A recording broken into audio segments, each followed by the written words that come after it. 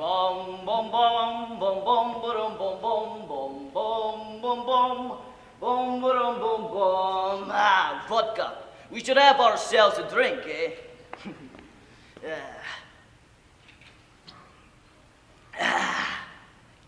Another.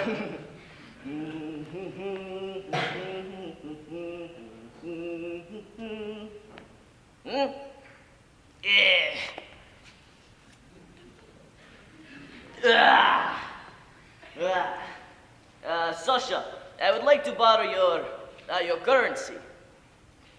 Because I do not have sufficient sum, of course. Because, Sasha, this is for a thing I must do. You would not understand. Lousy kids, I tell you. Yes. Trench and Broad. The woman in the photograph is your grandmother. Oh, and she is holding your father. And the man standing next to us was my best friend.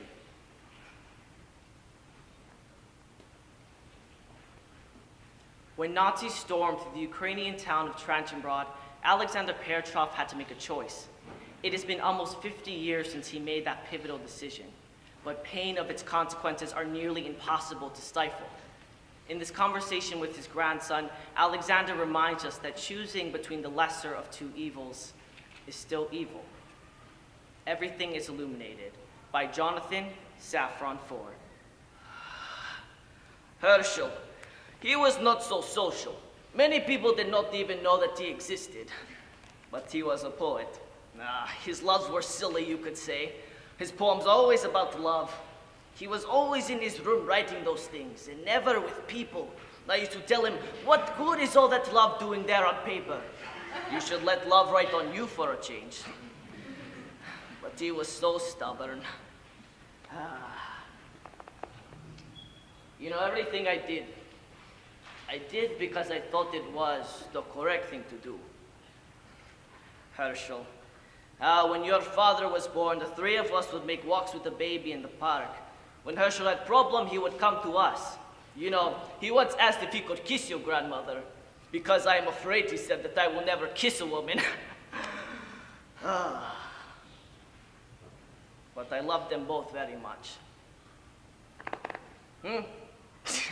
No, he was too timid to kiss any woman, even your grandmother. But yes, he was my best friend.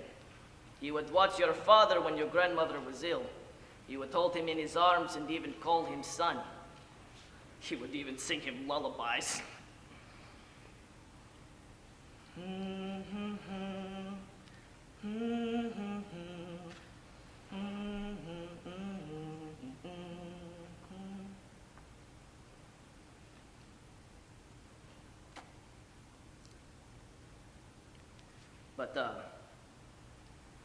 But Herschel was a Jew, and I murdered him. Or what I did was as good as murdering him. You know, he would have been murdered with or without me, but still, it is as if I murdered him. You know, they knew what they were doing. They were so logical. Your grandmother asked me what it was. And I remember going to the edge of the window and seeing it in every aspect. I saw 4 green tanks and men. But these men had guns.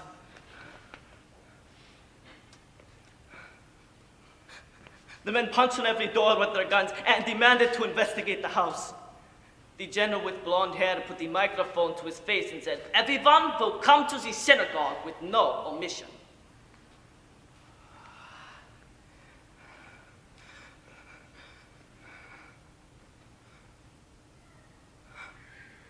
And I saw Herschel. And he stood next to me because that is what friends do in the presence of evil or love. "I am so scared," Herschel said. The general put the microphone to his mouth again and said, "All the Jews move forward." But not one person moved forward. And I will tell you that if I were Jew, I would not have moved forward either. But the general just went to the first man in line. and put the microphone to his face and said, "You will point out a Jew, or you will be considered a Jew." He went to the first man in line, Abraham, and demanded to know who here was a Jew. And he put the gun to Abraham's head, and Abraham pointed at Aaron. And the two guards came to seize Aaron, but he was resisting so much that they just shot him in the head. And I felt Herschel's hand grab mine. The general just went to the next man in line, Leo, and said, "Who here is a Jew?" And Leo just pointed at Abraham, and the guard seized him and took him to the synagogue. You know, no one wanted to die. One Jew pointed at his cousin, the other pointed at himself because he could not bring himself to rat out somebody else. One after another until Herschel was the only Jew left.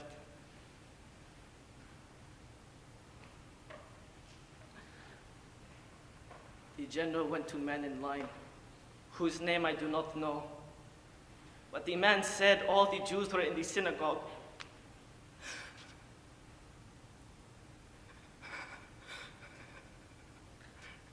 And the general shot him in the head. And I felt Herschel's hand grab mine, but I could not look at him. And in my other hand, I felt the hand of your grandmother. And I felt Herschel's hand again. And I know that his hand was saying, "Please, please, I do not want to die. Please do not tell them it is me. I am so afraid of dying."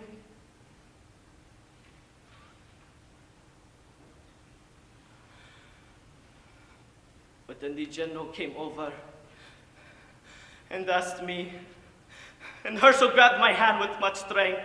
And you know, he was my best friend. And I would have let him kiss my wife or even to make love to her, but I am I, and my wife is my wife, and my baby is my baby. Do you understand what I am telling you? I pointed at him and said, "He is a Jew." This man here is a Jew.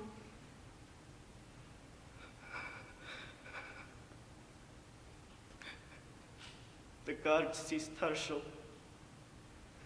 and he did not resist, but he did cry much more harder. And I turned to my wife, and I kissed her on the lips. And I held my baby in my arms, and I said, "I love you. I love you. I love you." But I held him with so much force that he started to cry.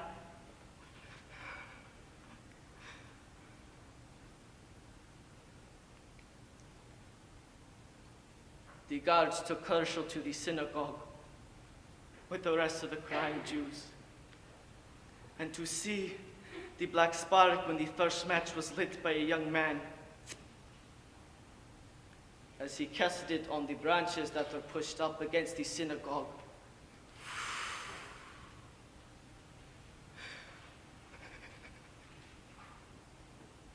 It was so awful and so slow. Everything was illuminated.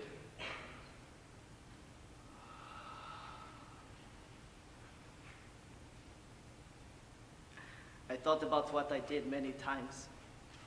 But what is it one should have done? He would have been a fool to do anything else.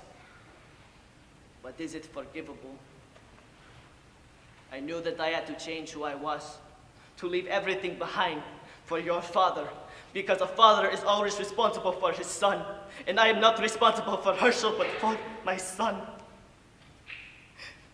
Because I held your father with so much force that he started to cry, because I loved him so much that I made love impossible. I have thought about this many times. Everything is illuminated in the light of the past. I will walk without noise and open the door in darkness.